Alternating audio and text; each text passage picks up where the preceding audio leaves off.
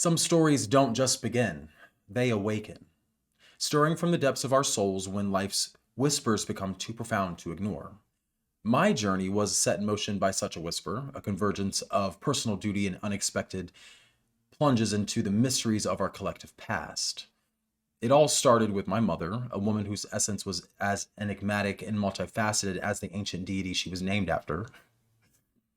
My mother, Seth, or Persephone in full, carried a name that echoed with the reverberations of forgotten lore. The origins of her name were a puzzle even to her and myself, perhaps a legacy passed down without explanation, much like the secrets certain families often keep tucked away. She embodied a duality that was both captivating and confounding, caring deeply about many things while seemingly utterly indifferent to others. This paradox was the hallmark of her Gemini spirit. A constant dance between extremes, a seamless ability to navigate the complexities of life. Her influence on our family was profound, yet it wasn't until she was gone that I began to unravel the deeper threads connecting us, not just as a family, but as inheritors of a much larger human story. Her passing didn't just leave a void. It ignited a journey that would bridge the intimate corridors of familial love and the expansive realms of historical exploration. Little did I know, a casual promise made in jest would be the key that unlocked this unexpected path. So, when my mother passed away, it felt as if a cornerstone of my life had been removed. At the time of her passing, she had custody of three minor children, a sibling of mine, and a niece and a nephew, adding to the 6 adult children she had already had prior. And these 3 young ones were at the cusp of adolescence, a critical period that would shape their futures. And the circumstances surrounding their custody were complex, woven from threads of family challenges and unforeseen events. Before her health declined, my mother started making plans for her children's future. In her pragmatic yet heartfelt way, she approached an aunt and uncle of mine to be the godparents and the guardians should anything happen to her. And during one of those family gatherings, I lightly offered, like, well, if they ever need a backup, I'll just be the backup, like whatever. If you can't find nobody, I'll be the backup. It was a casual remark made with a smile and a twinkle in my eye, like I always did. And you know, I always just joke, infusing humor into every serious moment. But I had always been the family jester, the one that stood out and could lighten the mood with a well-timed joke or playful teasing. My relationship with my mom was no exception. We shared a bond forged in laughter and mutual understanding, often masking deep sentiments with light-hearted banter. And little did I know that my offhanded comment would soon evolve into a very profound commitment. And so after my mother's passing, the reality of the situation settled in, and the children were to move across the country to live with their aunt and uncle, a journey that would uproot them from the only home they had ever known. And as the older sibling and uncle, I felt a surge of responsibility. The image of my mother's trusting eyes flashed in my mind, and I knew that my jest had inadvertently become a promise. And I decided to step up, ensuring that the transition for the children would be as smooth as possible. So the first thing I had to do was get a new car. And that was the first challenge, a very logistical challenge. The move required transportation, not just for the initial journey, but for the ongoing connection between the children and the rest of our family. My old 2002 Corolla had served me well over the 10 years that I had it, but it was no match for the demands ahead. It was a faithful, if not slightly dilapidated companion that had weathered many miles, but was showing its age. I had always been frugal, almost to a fault. The idea of purchasing a new car seemed extravagant and unnecessary, and it seemed like an expense that clashed with my inclination to save and make do with what I had. However, the situation at hand called for reliability and safety above all else, and after considerable internal debate, I decided to invest in a new Mazda. And it was a significant upgrade, sleek, modern, equipped with the latest safety features, the dinging, the donging, the subwoofer. I opted for leather seats, little touches of luxury that justified enhancements to make the children's journey more comfortable, and obviously mine. So the act of purchasing the car was symbolic. It represented a shift in my priorities, a recognition that sometimes we must step us outside our comfort zones to fulfill promises and support those we love. And as I drove the car off the lot, I felt a mix of apprehension and excitement.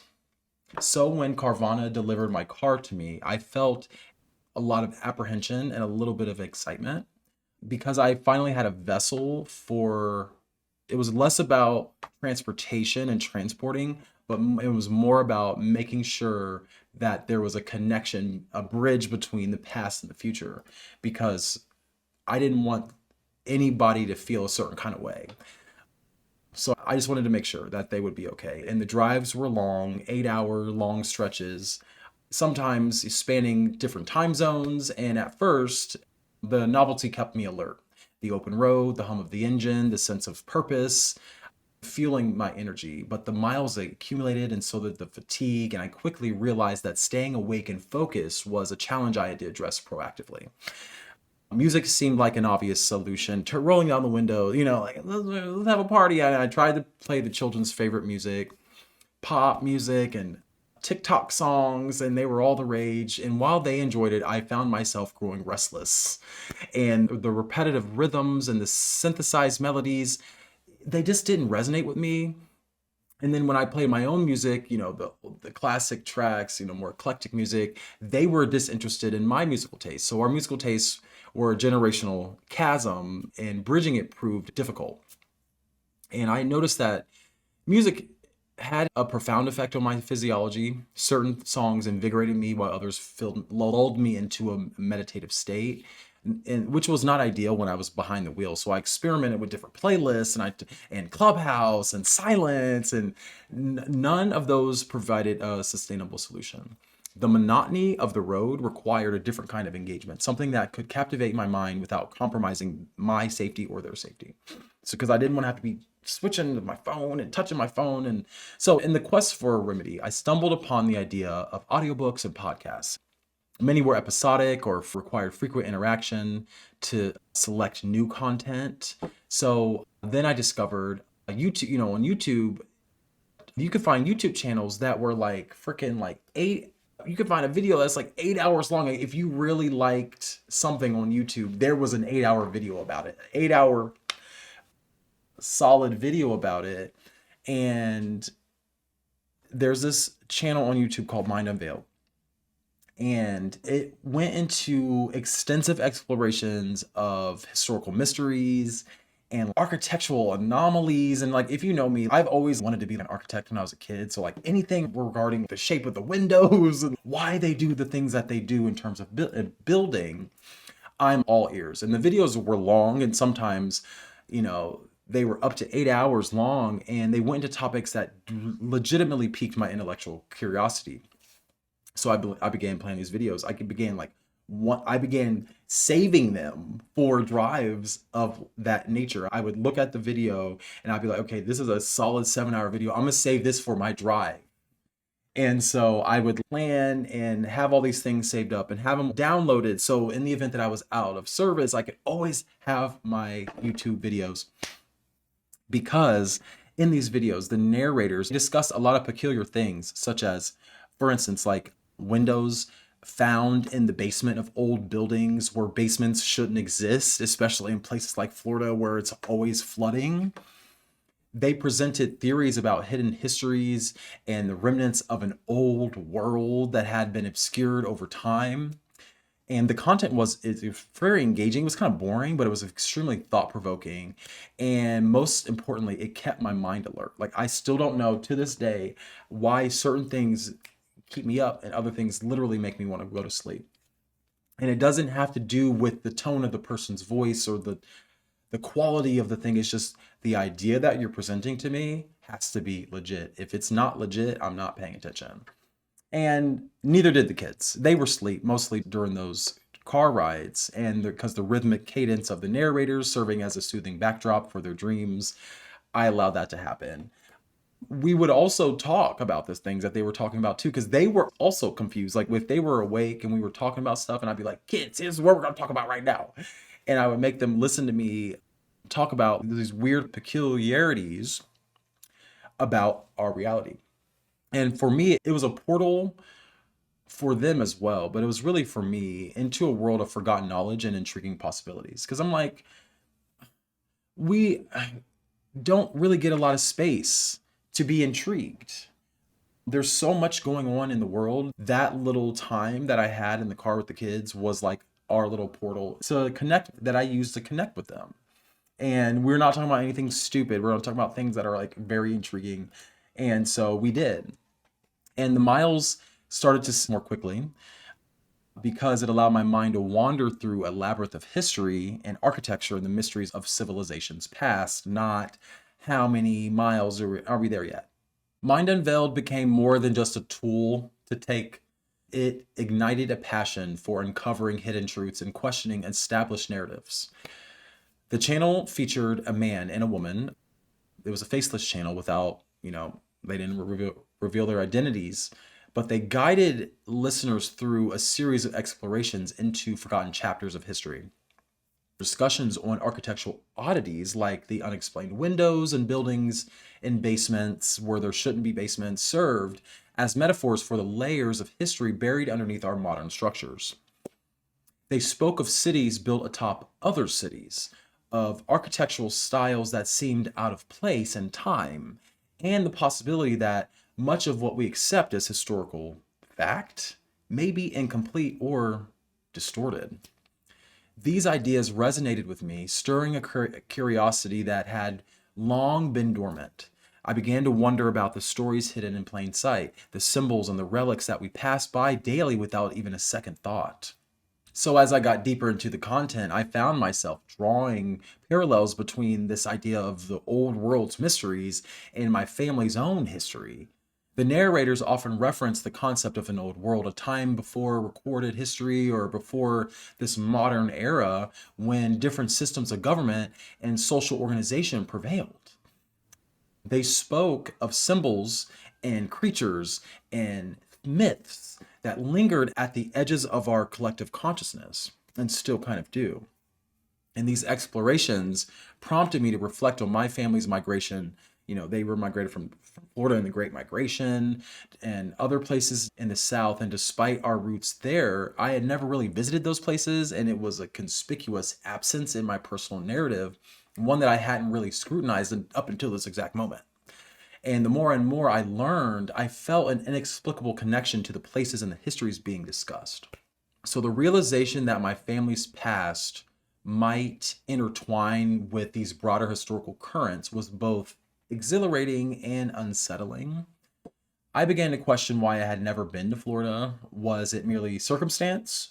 Or was there an unspoken reason or a subconscious distancing from a past shrouded in complexity? I don't know. And so the stories of the old world served as a bridge between my personal journey and the evolution of society. Just as the children and I were traversing physical distances, just as my family had traversed distances prior to me, I was now journeying through time, connecting dots between personal experiences and the broader human saga. The road, once a mere pathway between points A and B, had become a conduit for exploration and introspection. So I was compelled to seek tangible evidence of the narratives I had absorbed on these car rides. I visited my local library, the archives. It was a treasure trove of old newspapers and maps and documents waiting to be explored. And as I sifted through the brittle pages, I found references to events and places that literally were talked about in The Mind Unveiled, in those 8-hour long explorations and explanations of things that were obscure. There was evidence that they went and sought themselves in order to make these videos. They said, just go to the library and find it yourself. So I went to the library and the articles spoke of architectural marvels, unexplained phenomena, and the shifting of societal norms, the pivotal period around that pivotal period of the Civil War, 1860. There were mentions of buildings reconstructed on top of older foundations, of social upheavals that realigned power structures, and of cultural exchanges that defied simplistic historical accounts we often accept. The 1860s was marked by the American Civil War as a focal point, and it was really a nexus where the old world and the new world converged and diverged as well. It was a time of profound transformation, not just politically, but also culturally and technologically. The death of Abraham Lincoln symbolized a turning point, a rupture that signified the end of one era and the inception of another. I began to understand that the foundations of America were laid during this tumultuous period. The societal shifts were not merely changes in governance or freeing the slaves but represented deeper ideological realignment. Concepts of individualism, self-determination, and a break from the old world doctrines gained prominence around this time. This period also saw the erasure of assimilation. I began to understand that the foundations of modern America were laid during this tumultuous period. The societal shifts were not merely changes in governance or freeing the slaves, but it represented a deeper ideological realignment. Concepts of individualism, self-determination, and a break from old world doctrines gained prominence. This period also saw the erasure of assimilation of certain histories and cultures and traditions, a collective forgetting that shaped the national identity that we have today. So as I pieced together these insights, I couldn't help but reflect on how these historical evolutions impacted my life and the lives of those around me. The freedoms and opportunities I enjoyed were a product of these past struggles and the ability to traverse states with ease, to access information readily, and to define one's destiny were privileges born from the sacrifices and decisions of those who lived through those pivotal times. I contemplated the relative benefits of living in the present compared to the past. While acknowledging the imperfections and ongoing challenges of modern society, I recognized that progress had been made, like a lot had been made. The threads of history were woven into the fabric of my existence, influencing my choices, beliefs, and my belief of possibilities. The more I learned, the clearer it became that the old world operated under fundamentally different ideologies. Animism, for instance, was a prevalent belief system among the indigenous cultures living in America, such as the Native Americans. It posited that all things, rocks, trees, animals, water, air, even the elements, possessed a spirit or a conscious essence. This worldview fostered a profound respect for nature and emphasized the interconnectedness of all life. In contrast, in Europe, those societies during the same periods were heavily influenced by doctrines of dominion via the Catholic Church and the Anglican Church too, if you really want to get into it. The belief that certain individuals or groups were divinely appointed to rule over others as an earth itself justified hierarchies and colonial expansions. Monarchs and religious figures wielded their power as proxies for the divine, often suppressing alternative beliefs and systems, which is what led to the American Revolution.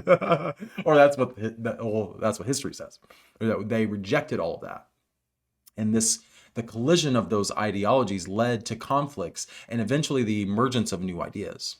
The Renaissance sparked a shift towards humanism and scientific inquiry, challenging the established doctrines of the church and the monarchy. Thinkers began to advocate for individual rights, empirical evidence, and the notion that humans could shape their own destinies. In America, the Puritans and Pilgrims sought to escape religious persecution, rejecting the authoritarian structures of the old world and the monarchs that ruled them. Their pursuit of religious freedom and self-governance planted the seeds for a society based on different principles, ones that valued autonomy and collective consensus over inherited power. These shifts set the stage for the New World, a society where land ownership, personal agency, and the rule of law became foundational. The emphasis moved from divine right and the bloodlines to contractual agreements and democratic processes. This transition was not seamless or universally applied, it still isn't. But it marked a significant departure from the previous models that enslaved Africans. I saw parallels in my own life. The transition from casually offering to be the children's backup guardian to actively fulfilling a role mirrored the broader societal shift toward personal responsibility and self-determination. Just as society redefined itself, I was redefining my place within my family and the commitments I made. The New World Order, as you may have heard, was built on the notion that promises and agreements could serve as the foundations for society. It's an interface between the old world and the new world because the old world was all promises by hand and honor and my word and this and that. So, how would they reimagine that in the modern society? Well, it became in the form of constitutions, laws, and contracts. Those became the mechanisms through which order was maintained and rights were enforced. And rights were protected as well. This framework relied on mutual consent and the collective will to uphold shared values, whether they be good or bad.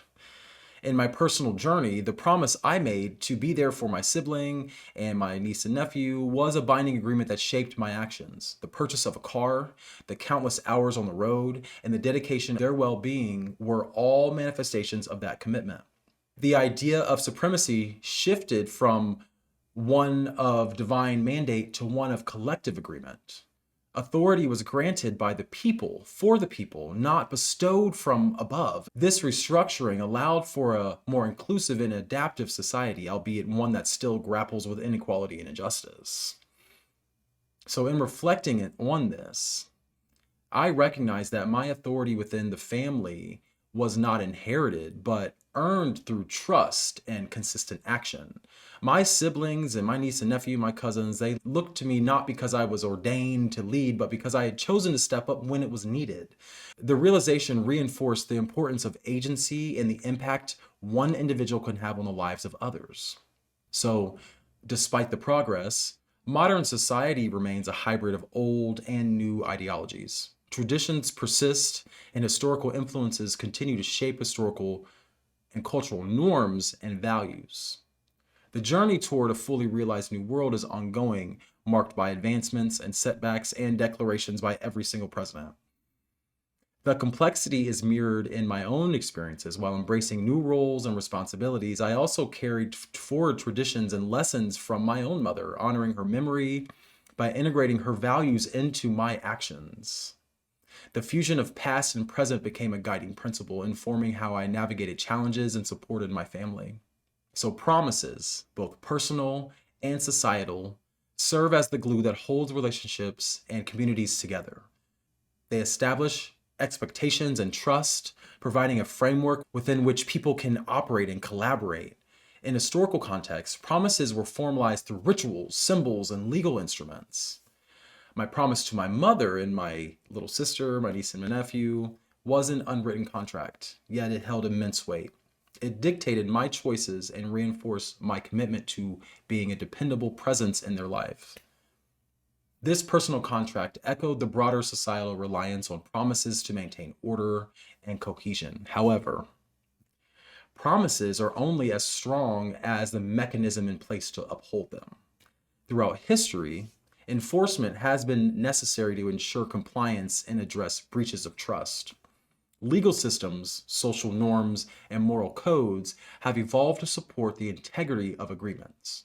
In my situation, the enforcement was internal. A sense of duty and personal ethics guided my actions. There were no external penalties had I chosen not to fulfill my role, but the impact on the children and my own conscience would have been significant. This underscored the importance of intrinsic motivation and accountability. Societal progress often requires individuals and groups to defend their rights and challenge unjust structures. The formation of new governance systems was frequently met with resistance from those invested in maintaining the status quo. The defense of liberties became a driving force in shaping a more equitable society. I reflect on how my actions contributed in a small way to the defense of my mom's kids and the right to familial support, stability, and love. And by stepping in, I helped safeguard their well-being during a vulnerable time, reinforcing the idea that protecting others is integral to societal health. Applying that to history illuminated the intentions and aspirations of those who came before us. The founding fathers of our country sought to create a nation free from the constraints of the old world, aiming for a society where individuals could thrive based on merit and shared values, not the contents of their blood. Understanding this context enriched my appreciation for the freedoms I enjoy. I also instilled a sense of responsibility to contribute positively to the ongoing narrative, to be mindful of how my actions affect others and the legacy that I helped create. The Civil War represented a crucible in which the nation's identity was tested and redefined. The struggle to reconcile conflicting ideologies and rectify injustices left an indelible mark on the American psyche. It served as a reminder that progress often entails sacrificing and confronting with uncomfortable truths. So, in my personal journey, confronting the challenges of my new role required a similar reckoning. I had to acknowledge my limitations, confront doubts, and commit to growth. This internal conflict mirrored the broader societal struggles, reinforcing the connection between individual and collective experiences. Ultimately, my story is a microcosm of the larger human experience, a journey of growth, adaptation, and the pursuit of understanding. The threads of personal responsibility, the threads of historical awareness, and the threads of philosophical exploration are all intertwined, illustrating the interconnectedness of our lives with the past and the future. Recognizing this, recognizing that that is connected, has transformative.